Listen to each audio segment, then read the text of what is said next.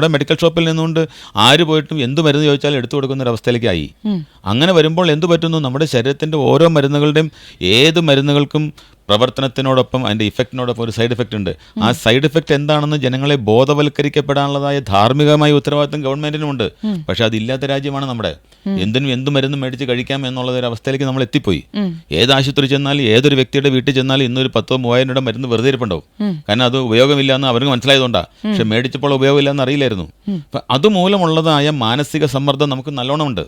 നിമിസുലേഡ് എന്ന് പറഞ്ഞ മരുന്ന് കഴിഞ്ഞ 30 വർഷമായി ഭാരതത്തിൽ വളരെയധികം വിറ്റുവരുന്ന ഒരു പെയിൻ കില്ലറാണത്. നിമിസുലേഡ് പെയിൻ കില്ലർ കഴിച്ചിരിക്കുന്നതായ ആൾക്കാർക്ക് 30 വർഷമായിട്ട് കിഡ്നി സംബന്ധമായ രോഗങ്ങൾ വളരെ കൂടുവാനായിട്ട് പ്രധാനപ്പെട്ട കാരണമാണെന്ന് പലതരം ശാസ്ത്രശാസ്ത്രങ്ങൾ പറയുന്നുണ്ട്.